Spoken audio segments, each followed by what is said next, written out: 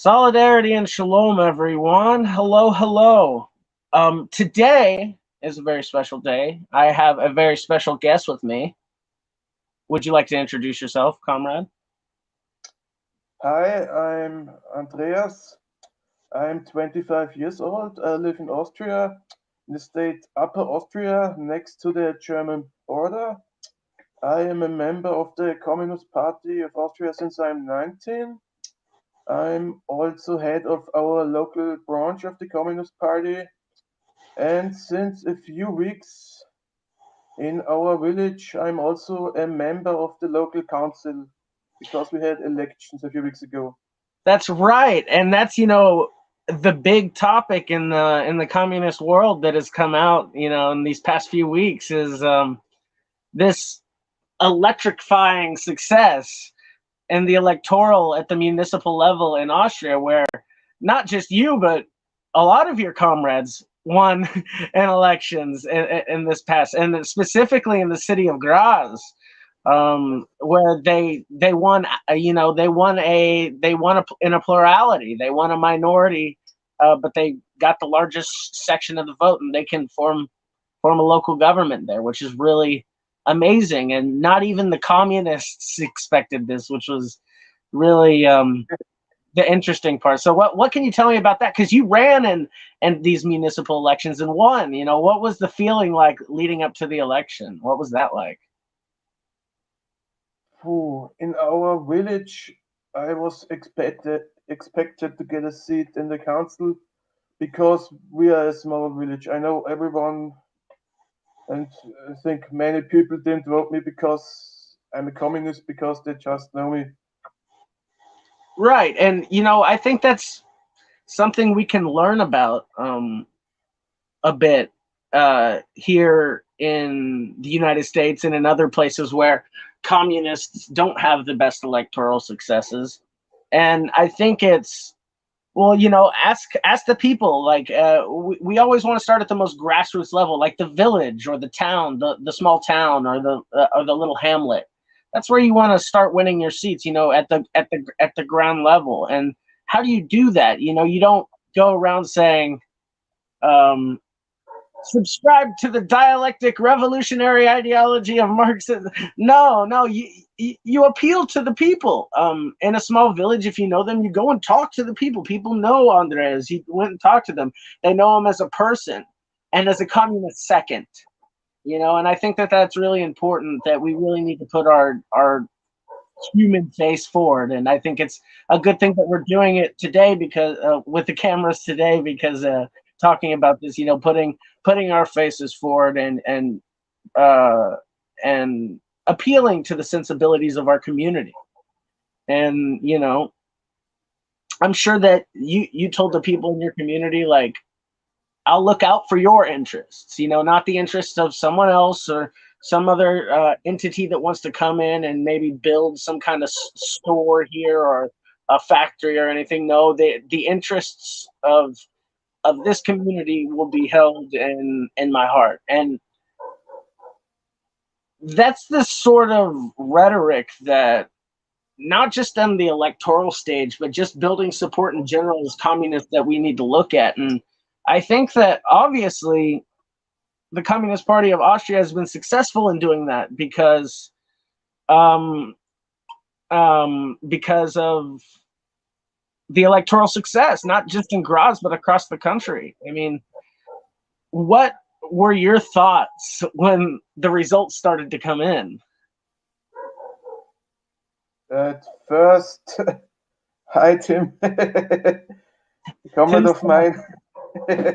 What? Hi Tim. Is that one of your comrades? Yes. Welcome. At first, I thought it was a joke. I couldn't believe it when I see the result in Graz.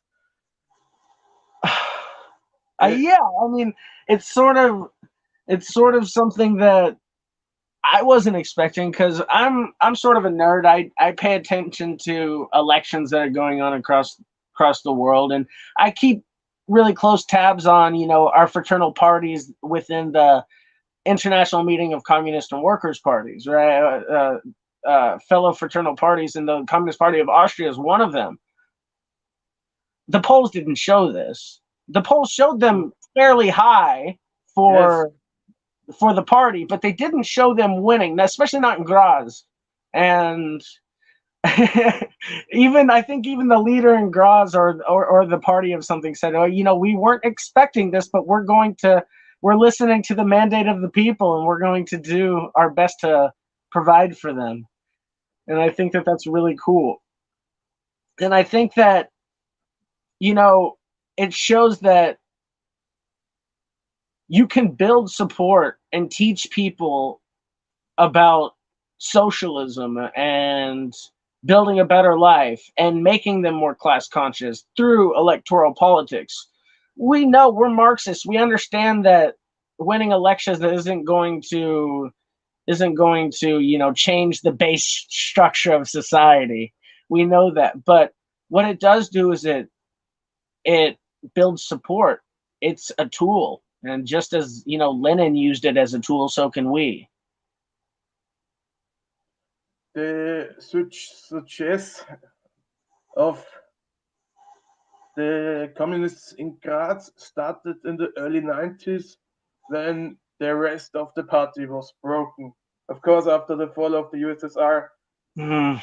And we lost all our mandates in whole Austria, except one in Graz.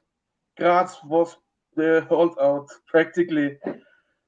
And our man back in that time, Ernst Kaltenegger, said, okay, we communists in that time, we can't win with ideological arguments, because it was, I didn't live in that time, but I think it was hard to be a communist back then. Yeah, the 90s, it was hard to be a communist, yes. No doubt. And Ernst Kaltenegger said in Graz, we are now focusing really first on the small everyday problems of the people. And in Graz at that time, there were social apartments from the city of Graz who don't have a toilet in every apartment. And I think at the end of the 90s, the Social Democratic mayor said that he wanted Graz to be the cultural capital of Europe. This is every few years there's one city cultural capital of Europe. And Ernst Kaltenegger said, do you know what this is gonna cost? I think we can afford a toilet in every apartment for that money. Exactly. And that's the difference between the public works of a social democrat and the public works of a communist right there. The public works of a social democrat, let's make it the cultural capital. Let's build these extravagant architectural projects and art galleries and all these things and big opera halls. But by the way, the working class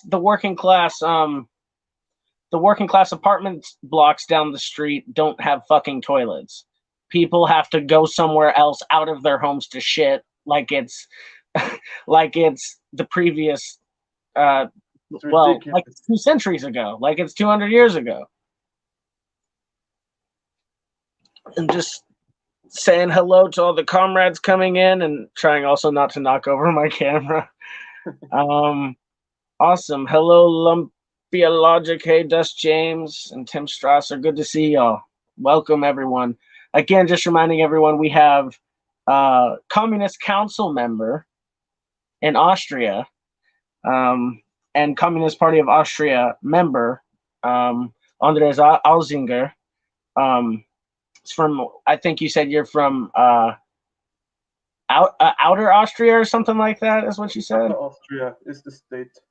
Oh, yeah. And it's on the border with Germany. Yes. And he won an election in these municipal elections in his village. And also we are talking about the great electoral success in Graz that no one expected from the communists. And he was explaining that since the 90s, the party was shattered, but their one stronghold where the communists stood strong was in Graz. And Graz is apparently the communist capital of Austria. It is now, if it wasn't before, because they're in government, and it's a stunning success. And perhaps it means brighter days for the Austrian Communist Party since the 90s, because we all know post World War II, all across Europe, communist parties were extremely popular, with membership in the millions, all of them holding significant seats in government, sometimes even being in coalition governments, like in the 50s in France. The Communist Party was in a electoral coalition with the French section of the Socialist Party, the French section of the Second International. And across Europe, they had stunning electoral success. But in the 90s, many of these parties had been, to their own detriment, overly reliant on the line of the Soviet Union. And because of that, when the Soviet Union fell, all their poker chips were in one basket, so to say. And many of them didn't succeed. But you have people like the communists in Graz who understood their position and said, we need to start over with these people and build goodwill once again. We cannot let the failures of communists from across the world define what we do here. And that's the differences that communist parties are making nowadays, that are having their successes, and they're coming back. This renaissance of communist parties throughout the world is happening because they're no longer tied down by following a particular line. Now, I'm totally a pro-Soviet person, but I think it was to the detriment of many communist parties and many states how reliant they were on the Soviet Union. And because of that, and because of, I think, if maybe my analysis is wrong, but the Communist Party of Austria was one of those first parties, starting in Graz, to be like, okay, we cannot, we can't be so militantly dogmatic with, our Marxism, Leninism. We have to start appealing to these people and have a very innovative Marxism. And because of that, of course, they're called revisionist. And you have your micro split, Marxist-Leninist true split. And you have, the same thing happens. I'm in the Communist Party USA, and, the Communist Party has made mistakes, and they've tried different things. But they're very innovative in the way that they think about Marxism. And it upsets people who are very dogmatic. And so I think the Communist Party of Austria gets sort of that same label. What do you think? Yes, one of the first responders from other leftist groups in Austria was from the Partei der Arbeit, Party of Labor. You are nothing else but Social Democrats. All that stuff. Nothing but Social Democrats. I mean, I don't care what they say. Everything I've heard from your party and from you, I'm talking to communists, fellow communists, to Marxists. Yeah, they don't go around waving banners of Stalin, and that's okay. I mean, I like Stalin as much as the next person. I literally have, like, tattoo of the red book with Mao Zedong's face on it, right? Okay. Like, I've been in the communist movement for 12 years. I've been through the anti-revisionist stages of my life, and I get it, y'all. I get it. I get why you want to see like these militantly anti-revisionist things, because you're new to this, and you look back at the history and you think, oh, if we just had what we had back then, but that's to the point when you're getting dogmatic. And the thing about innovative Marxism is that it doesn't look like the Marxism of the past. It looks like the Marxism of the now and of the future. You know, looking at the most cutting edge and Marxism today, places like Cuba, Vietnam, China, DPRK, Laos. These are at the cutting edge of Marxism, right? None of these places look the same. None of these places look like the past. They're very future forward. And I think that's what a lot of people get stuck up in the past, and then they end up falling to the wayside. They have, you know, estimated 100 members on their Wikipedia page, and Yes, knows anything else about them. half of the super revolutionary workers fighting party is the Yeah. same committee. Yes, I know that. And of course, you have your typical trots in the Socialist Left Party in Austria, and but they're everywhere. You know how trots Yes. are. But really, the Communist Party of Austria, the Communist Party of Austria is like, people don't give it enough credit. It was a communist party that survived Nazism and Austrofascism, Yes. and like had great, you know, there was a point in history where they stood shoulder to shoulder with the Social Democrats and fought against the fascists. Unfortunately, that day is long since passed. But I mean, Austrian, I just saw, you shared something from the Communist Party of Austria the other day about an Austrian Jew and a, you know, lifelong Communist Party of Austria member freeing hundreds and hundreds of children from Buchenwald camp. Yes. And these are, and this is the revolutionary tradition of the Communist Party of Austria. And people will completely throw away this institution that has history, experience, organizational prowess, electoral success, because they didn't hold up enough Stalin banners or uphold Marxism Leninism in the way that you felt it was right. And I think it's quite ridiculous. If someone wants to prove their position correct, and if your position is correct, and you adhere to the democratic centralist position within your party, your position will come to the forefront. If the party is, but splitting the party, when has a communist party splitting from a communist party ever led to revolution? I know that the Bolsheviks split from a social democratic party from the Mensheviks, but that's different. I know the Communist Party of China split from the United Front with the nationalists. I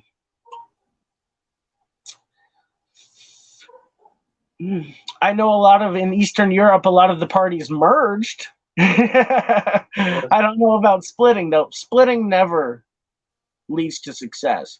Splitting is something that the ruling class prays for. The ruling class hopes that some anti-revisionist strain of a party says, oh, you know what? You're not revolutionary enough. They love that shit, because all you're doing is weakening a true legitimate threat to the ruling class, which is the Communist Party. The Communist Party is the threat to the ruling class. Yes. You have anomalies like left-wing military coups in Ethiopia, or Thomas Sankara, for example. You have anomalies, but that didn't come from splitting parties, not at all. And that's just something I want to express to people. If you want to make your communist party better, join it. Work hard within it. Don't go against democratic centralism, but in a communist party, if you're a voting member, you can speak your mind at meetings.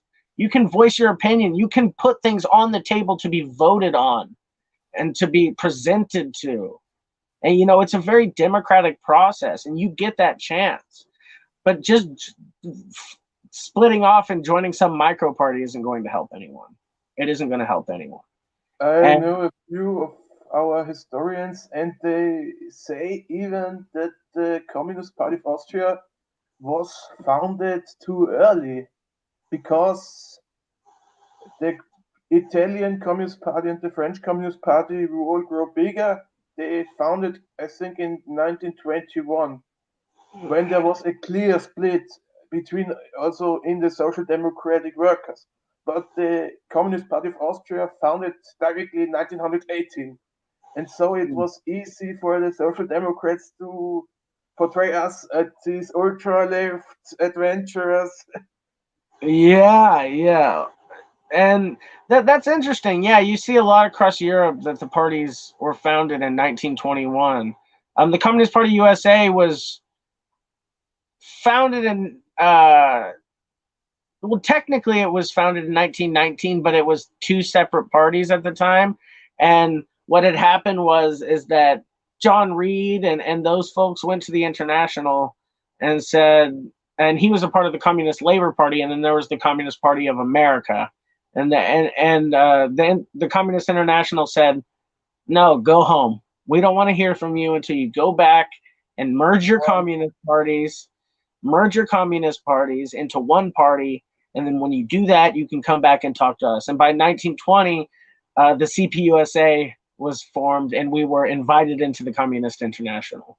And that is sort of the energy I want to bring to the communist youth nowadays, because united together, we are a terrifying force against the ruling class. They're shaking in our boots thinking about it. And that right now, I'm sure they're thinking about how they can sabotage the success in Graz. I'm sure they're thinking about how can we make the most as difficult as possible for the Graz government. There were many media about one of our Grazer, in our state legislative members in the council, right? The national or the state council. In the state where Graz is, the city of Graz. Yeah. Werner Murg was in Belarus in television, and after the votes, all the media slandered about it. Communist support dictator. Oh my gosh. Oh, look, supporting a dictator. Oh, how dare this person give solidarity to a country trying to live its own free and sovereign life. Oh no. Yes. I think we should be glad that they fear us now. It's ridiculous. Yes. It's just a media war against communists, you know. Communist is a dirty word. Yes. In the United States. It's a miracle we get people elected over here at all. Though we are running people in our own upcoming municipal elections. And this coming November, we're running a few local seats. Good. Hopefully we see some similar success to what's happening. Occasionally we do win. We do win seats in some places. It's never on a national level, though. At least it hasn't in a long time. And, you know, in places like Texas, communists can't even hold office. So if a communist were to run for office, maybe one has one office in Texas at the state legislature. Maybe she hasn't. I mean, they haven't. But yes, I mean, there are Communist Party members in the United States that are elected to state legislatures throughout the United States, but they can't openly even run as communists. They're not allowed. Like in Texas, for example, you can't be a communist and hold office. It's a very archaic law, but it's fucked up. to say the least. In Austria, after World War II, the government couldn't be so openly anti-communist as, for example, in West Germany, because our communist party leader in 1955 put his signature on the constitution together with the head of the Conservative and the Social Democratic Party. Oh goodness, goodness! I love that. See, there's one thing that a lot of Western historians like to whitewash was that a lot of Europe was liberated thanks to the help of communists in Western Europe, like in Yes, Italy, in France, in Austria, and Germany. Communists were at the forefront of the resistance. And so whenever they had these new post-war reconstituted republics, a lot of the time communists, like you said, were right there helping found these new institutions. Unfortunately, a lot of them got, a lot of their principles got fucked, but that's just the nature of capitalism and the ruling class. yeah. We were in the central government for only 2 years, directly from the end of the war till 1947. But there are still laws from this era that apply still today. For example, that it is forbidden that uh, energy is privatized. Is still now a law in Austria from That's good. 1947. I'm sure that prick Sebastian Kurz would have done it already if it wasn't. Like the neoliberal austerity of the Austrian government has just been disgusting. And what's what's even more is that now Sebastian Kurz, the previous chancellor, for those who don't know, the previous head of government, was named in the Pandora Papers, and that should come to a surprise to no one, given his previous controversy. Um, but it's just so typical. Like, what are these? All the names I saw on the list were like, yeah, no shit. It was like, of course. Another paper, who cares? Yeah, And you know what? It's not going to hurt the the electoral chances of his party at all. Um, none of that. And that's what's crazy is that people expect this. They are like, oh, okay, and they accept it to a degree, and I no, don't, and it in pisses this me off. field there is a change now in politics. The party of Kurz, in the last polls, they lost almost 10%. But many of the problem is that is discussed as a sheer moral problem, not a Mhm. systematic one. And the Exactly. former people who liked Kurz now turn to a split from the People's Party, Kurz's party. They call it themselves Neos, as in neoliberal, Oh, the pink and one, right? they're even more hardcore neoliberal than the People's Party. But hey, they're morally fine. Yeah, aren't they like social liberals? So it's okay. Yeah, and they don't accept illegal donations, just legal ones. Oh yeah, that's what I think about. Like whenever people are like, oh, but they don't take money from super PACs. I'm like, are you sure? Donation from Walmart. Oh, well, that's weird. Donation from like a lot of these candidates. It's like the in America, the ruling class splits itself down the middle, really, and half of the ruling class choose. You can see just by the donations, half the ruling class chooses the Republicans, the other half chooses the Democrats, and it's just a fight between them. It's like, uh, I have no that in the last election there were a few people um I would have voted for, but I decided not to vote in this past election, just because I didn't think anyone really deserved my vote. um, it wasn't worth getting put on jury duty to vote in this past election. because in America, if you register to vote, you can be drafted into the military, and you can be drafted into jury service for courts.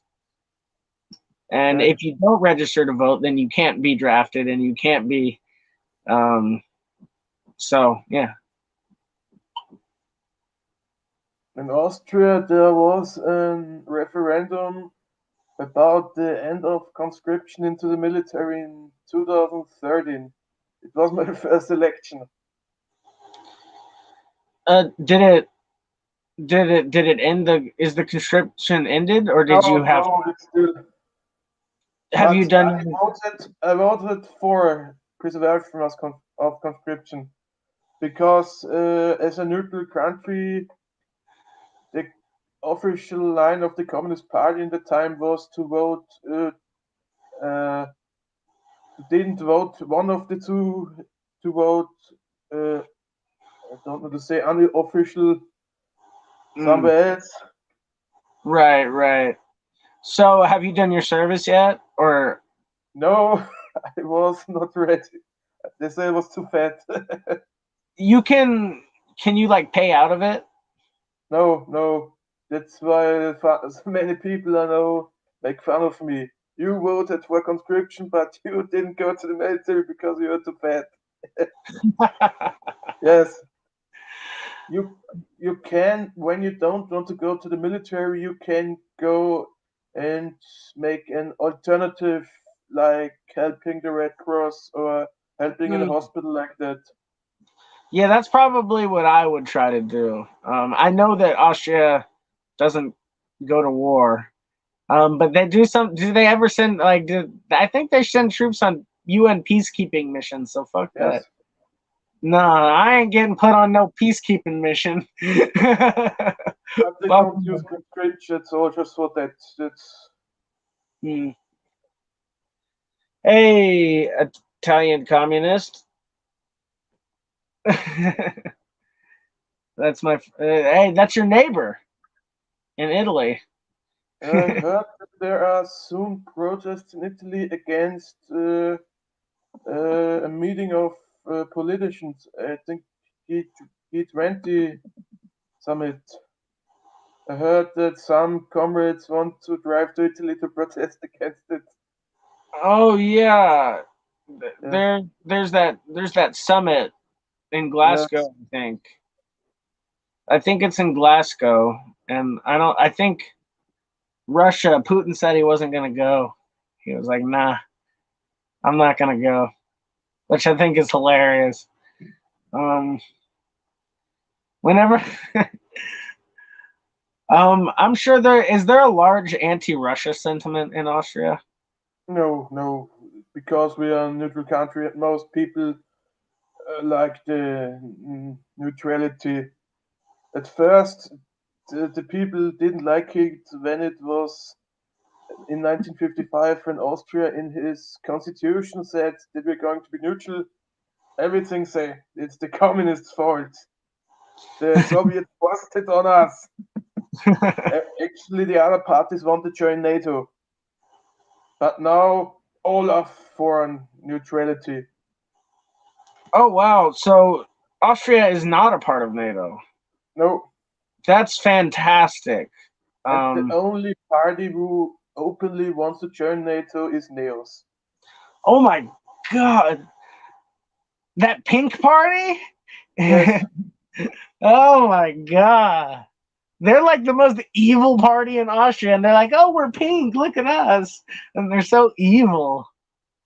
the right wingers wanted to join NATO earlier, but now after the wars in Afghanistan and Iraq, They it said, won't "Nope." popular anymore. Well, thank goodness, because NATO is the North Atlantic Terrorist Organization.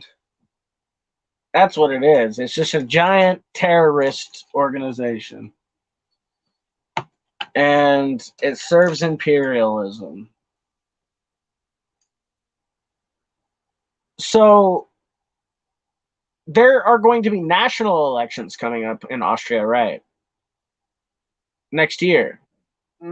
it's a rumor because of the political instability. There are rumors that maybe there are new elections earlier, but we don't know because the Um, only I don't think so because the only one who would win are we communists. yeah, exactly. Right now it'd be a perfect time for snap elections, riding high off of this success, but I don't expect that to happen.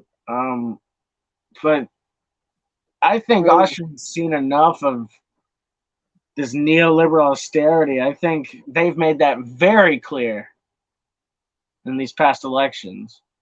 It may not have been a sweep for the communists, but the fact that the communists did so well says something to me. Um, oh, this is Tovarishch Michael from Poland. Hello, I comrades. Congratulations. He does the channel Rebirth of Communism. He's Polish. okay. Yeah. It's a pretty cool channel. He's a good guy. I remember the first time I ever heard about Tim. Okay, Italian communist wants to ask you a question. Are Austrians still upset about the loss of South Tyrol? Only far right ones, Thank goodness. and Yeah, even in South Tyrol itself, only the far right wants back to Austria. yeah. It's weird shit. Like, think about this. Like after World War One and World War Two, they tried to carve up, especially after World War One, they tried to carve up Europe across ethnic lines, and like that's what happened to the Austrian Empire. They tried to draw it along ethnic lines, and you have this fucked up turkey leg called Austria now. That's what it looks like. It looks like a turkey leg. That's what Austria is. The shape of Austria is a It's turkey leg. Looks tasty. Have you I don't know what this means. Lorenz Redinger. another comrade. They're just joking around. Lorenz Redinger. Great Austrian names. He's A from the Polish worker living in France. Next holiday, I would like to visit Graz. Yeah, I would yeah. love to visit Graz too. It's not far from Poland. No, it's Less really far than not. France. Europe. That's Austria is one of those countries that's right on the edge between. Y'all were on the border with uh, Yugoslavia, which had its own international alignment with the Warsaw Pact, with NATO, just right there. That's where Austria was. And so I feel like Austria has always been sort of like at the crossroads of history. It really has. From the days of the Ottoman times when the Ottomans nearly took Vienna, all the way to at the end of the Cold War, how Austria was occupied, partially by the Soviets and partially by France and the UK and the US. And yeah, it's really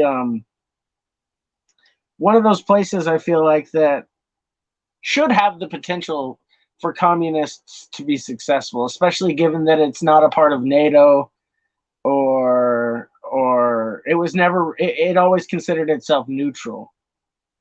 Do you think that that's helped in the success, or do you think that I think it helped because you can't betray Austrian communists as traitors of the country. That's what they do in Germany to the DKP because they want out of NATO. yeah, exactly. And the DKP is a good party, and they Yes, have a lot of great comrades, and a lot of them are, they don't want to betray Germany. They want to save Germany. They want to bring socialism to Germany and uplift all the people of their country. And but unfortunately, oh, you don't like NATO? You want to be invaded by Russia, huh? Like it's In Austria, the public opinion is not so much against Russia, but more against China. China is the big scary country. yeah, yeah. I, China's the big scary country now. Que onda, Chavelo? Good to see you, comrade, dude. Solidarity to the Communist Party of Austria. There's your I, Salvadorian solidarity. You gotta love it. And Innsbruck is really beautiful. I'm sure you meant to say beautiful. I've crossed the border once. Yeah, yeah. I'm sure. I mean, Austria is this beautiful mountain nation. You know, it's just out of a picture book. Really, it's storybook. Haven't you seen the movie The Sound of Music? Uh, that's that's the American first exposure to yes. Austrian culture is The Sound of Yeah, Music. yeah, yeah, yeah. So long, farewell, auf Wiedersehen, adieu. I heard that Trump made someone ambassador in Austria just because he liked this movie. Yeah, Yeah, this is the right way. At least yeah, I would say in Europe. we can call it the Austrian Communist School of Electoral Politics. So we can all visit. We really need to because the success in these elections, while surprising, are not an accident. They're not an accident. It comes Hard from a work, lot of hard work. years and years and years of hard work. Lots of hard work. And well, you can see the hard work has paid off, obviously. Yes, Which is communist well, members of the council in Graz and uh, otherwhere, they only keep an average worker salary from their benefits as right, and council members. that's what I think a lot of people uh in America could use that to our advantage. Like, we're just communists, we're just regular workers. Look at our salaries. They're get big fuck off donations. We're just regular workers just like you Yes, that want to build a better life for you. And it's just look at these guys. They make millions of euros or dollars a year. What the fuck do they know about you and your life? They don't know as, anything. as our communist member of the city senate in Graz, we have two. Now we have three, but we had two. They got I think 6,800 euros a month, and they keep 1,900 average worker salary, and the rest they donate to poor people in need. And if I am just a regular vote, the wages that Austrian politicians get are insane, to be honest. No doubt. And that's not even counting um, their donations, aka bribes. They're bribes. Because And you that's what they can, are. Legal bribes. yes, there was also a scandal before the last political scandal in Austria, the Ibiza scandal, where the FPÖ, the right-wing frontman, the former frontman Strache, Oh yeah, they got busted. I yes, remember hearing about that, and it called for snap elections and everything, and yes, because there was elections in 2017, and then that government formed, and then in 2019 there were new elections yes, because of that, right? and Strache, he get his salary as the party leader and as a member of parliament about 8,000 euros, I think. But he got receipts to his party that they pay his rent, that they pay his car, that they pay his holiday. He doesn't have to pay for much of anything, does he? Yes, he could save all of his earnings. I can't imagine being like an earnest donator to that party. And what are they, the Austrian Freedom Party or some shit like that? And being like, oh yeah, this is this party for me. We're gonna be a new free from Europe and all this shit, blah blah blah. And then all of a sudden you find out the guy's just fucking spending your money on that shit. How would you feel? You know, when your money goes into the hands of the Communist Party, it's not going to be spent on something ridiculous like that.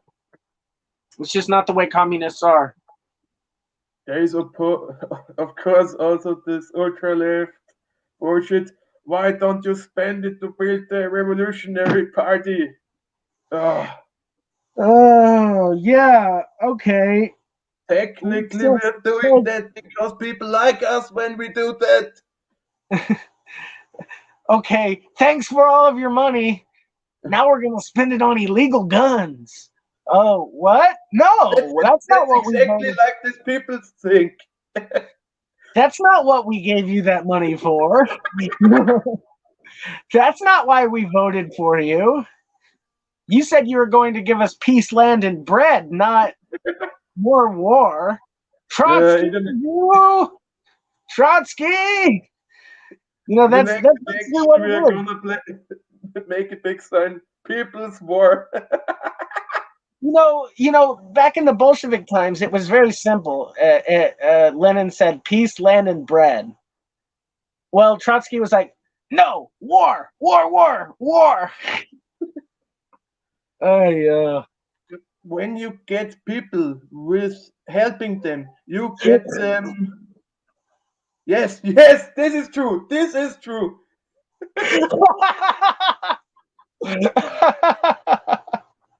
In a month, thousands of euros in a month. On Clash of Clans? Yes, 6,000 euros a month. That's ridiculous. That's where your donations are going. Even okay. So it's basically like this. Like that. When I see the ultras yapping at the Communist Party of Austria like that, I just think back of Trotsky yapping whenever Lenin said we need peace, land, and bread. We need to end the war, give the people food, and do land reform. And I can just hear Trotsky in the background saying, no, war, communism, permanent revolution. That's what I can hear in the background. I'm like, whoa, what are y'all talking about? Like, you win an outstanding electoral success. They're like, but where are the guns? I'm when you win over people with everyday problems, they listen to you when you talk about big political problems. Exactly. If you appeal to their sensibilities, you listen to their everyday needs, and you provide to them, they're going to believe you, like you said. Yes. When you talk about the big stuff. Yes. When you talk about capitalism. The communists in Graz, they founded in 2005 their own school for I can't translate the title now, but where they teach people politics more into the deep. And in 2018 there was something about the 200th birthday of Karl Marx. And last year, when after the pandemic, there was a meeting against the propaganda against China. Okay. Jeez. And as Des James says, from the masses to the masses. Absolutely. And that's how we succeed. And Trotskyism is just expansionism with another name. Yeah, unfortunately. The Grazer comrades even changed some of my minds about China. I was never anti-China, but I thought earlier it's not as bad as they painted it, but not true socialism, you know. Right. But the comrades in Graz with trust on other issues, they changed my mind about China. Yeah, I mean, it starts with credibility, right? You have to build your credibility. And if you have nothing to stand on, you have no foundation then people aren't going to listen to you. But if you have a firm foundation of trust built between people, then you're going to be able to convince them of very major things. And that's, you know, something that I think that the Graz people understand more than most of us, are Graz. Um, uh, Gil Namoon asks, specialized query. Also, Gil is awesome. I love Gil. So how is Thomas Bernhardt, my favorite author, viewed in Austria by actual leftists in actual Austria? I'm curious. I'm What do you think about embarrassed. Thomas Bernhardt? I know this author, but I don't have anything read from him. I'm sorry. Oh, I can't tell it. it's okay. Gil knows about. I don't know anything about Thomas Bernhardt either. Gil's a very cultured person. Tim Gil Hübner. knows a lot of stuff. Trotsky plus only negative aspects of.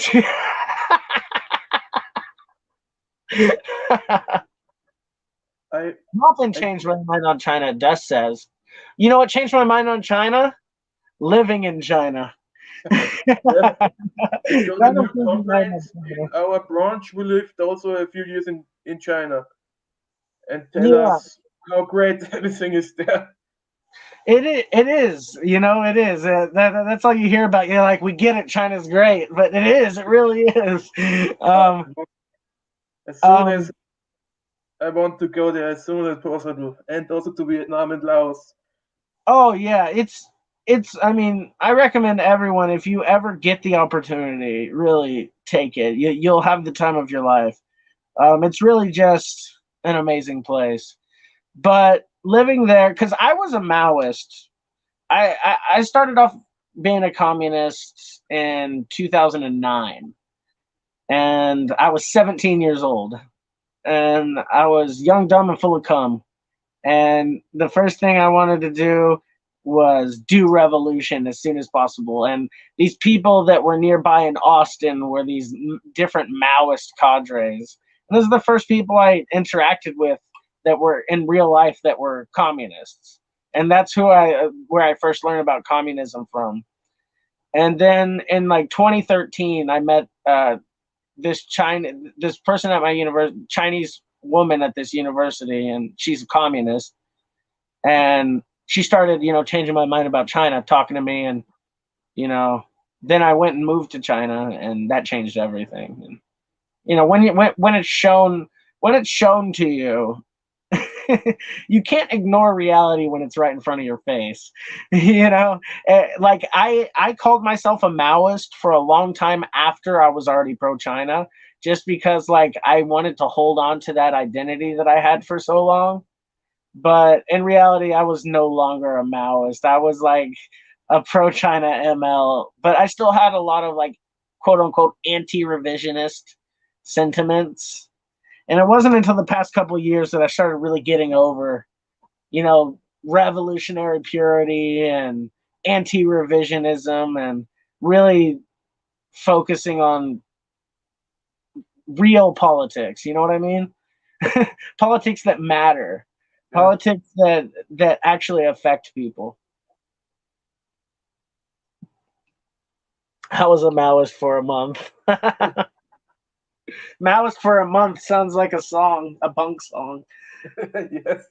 Maoist for a month. Maoist for a month. I was in Cuba just before the pandemic. Oh, you were? Yes, I know how. When I was the first time in hotel in Cuba, I saw that Spanish children's TV channel that got there, and they tell the children to wash their hands properly. Yeah. This was before the pandemic. I thought, okay, sounds a bit weird. And now it's like, now we're seeing them all over 2 months later. Yes. Yeah, remember to wash your hands. You thought it was crazy before. Yes. You're used to seeing commercials instead of public service announcements. Yes. I remember there was one evening when we were on the whole island of Cuba, a few hotels, and I think it was at the beginning of February when I was in the hotel and I started to turn off the TV. There was CNN, so you can watch CNN in Cuba. Yeah, I mean, you can't get there. I think you can get CNN if you have special cable in China, but they have English TV channels all over in China. You can go on, like you can go on fucking Reddit in China, which is hilarious. I think they might have blocked it though, but regardless, they have their own side to the internet and their own side to television and their own side to media that we don't see at all. That's censored from us. It's not censored in the same way, but we don't see what they're talking about. We don't see the ideas coming out of their social media. We don't see their memes. We don't see what they're doing. But they have their own shit. They have their own culture. They have their own side. We in the West think, oh, Western internet, this is all that exists. This is the only side to the internet. And but no, there's a whole completely different side to the internet that moves on without us. And we need to understand that it's not all about us. Yeah. Why I exactly remember this watching CNN in this Cuban hotel was they were first big reports about this pandemic in China. Of course, because of the stupid Chinese communists, I know in the same report, a news show on the same day they say that Trump was president back then, that they were cutting on the disease control in the USA. 1 month before COVID breaks through the world. Oh, This is what I remember. wow, what a place to be whenever hearing that news come out. Yes. I remember first hearing about it. I thought it was going to pass in time, like most things. Yes. But it just changed the world. It changed the world to the point where communists are winning elections again. And when you talk to people, some people changed, not communists, but normal people also changed their mind on China. Mm. Yeah. Because they got 1 billion people, and I think as much COVID deaths than that average European country with 10 million people. Yeah, I mean, they've handled it. Life is normal. And it has been normal in China for a long time. And I think it's hilarious when Western media tries to portray them as bad somehow. I think Right? It's like whenever they get rid of desert, China is de-desertifying, but at what cost? The genocide of deserts. What's next? there was this picture on Twitter, I think, about Vietnam soldiers passing out food to people who were in lockdown, and somehow some media outlet made it, and this should look bad. I remember because this were worked out buff soldiers, like the Vietnamese government compensated back itself. Anti-communism is so bad. It's so bad. It's not even. It's exhausting, is what it is. Having to deal. That's the caliber of shit we have to disprove, and we're the ones that, and they believe that shit over us. That's the crazy part. A lot of people believe that over us, which is unfortunate. There is also a story I can tell from campaigning. And the end of summer, there was not also elections in villages, but also the state legislative. And there was a new party called Family Free Rights, some stuff, whose only point was against vaccinations. And I remember there was in the town of Scherding, small town, very known for its beautiful city, much German rich tourists, city to live there. But I remember we were passing out leaflets because we had to. Every party who wants to candidate for state legislature must have in every uh, part of the state 80 signatures. We did Okay. it, no problem, but of course we had handed out to people so they can signature. And there was also this COVID denier party who Uh, at first they asked us why we were wearing masks. This was a few months ago. Yeah, why? why? Why are you wearing masks? I wonder Yes, why. There's a pandemic. yes. You, This question alone, you know what people those are. yeah. And and when they find out, then they say, no, you believe everything the media says. Yeah, sheep, scharf in What, German. you're saying that to a communist. You believe everything the media says to a Yes. communist? And when they found out that we were communists, don't you know communism killed 100 million people? Venezuela, China. What about mainstream media? I forgot. Oh, it's Yeah, double standards. It's double standards. the fucking point is they made it into the state legislature, and we not in Upper Austria. It's wild. It's a crazy, crazy world we live in. Yes, but most of the voters are former Freedom Party voters, right wingers. Mm. But but they are fighting in again now. They're not even in the parliament yet, but they already fight in that party. That's yeah. Oh, This jeez. this is yeah often then in party in Austria there are new parties founded for some reason, and they some of them get in state legislatives or even in the Nationalrat, our national parliament, but they're Mm. fighting over each other. It's funny to watch. Of course, I Well, would like if we get the at votes, least but it's funny to watch. at least it's the right tearing themselves apart instead of the Yes, left this time. yes, Well, I think this is gonna be a good as place of any to stop. I gotta get going, but it's been yeah. awesome having you on, Andreas. I loved Um, it. I really appreciated having you as a guest. Hopefully, we can have you on again soon. Yes, I yes. really appreciate that. And this was a really great stream and Thanks. really successful. And I was happy to see some of your comrades came and watched. Yeah, Send them my warmest regards and solidarity. All right. Well, thank you everyone for watching, and long live the Communist Party of Austria. Solidarity. thank you. Thank you. Solid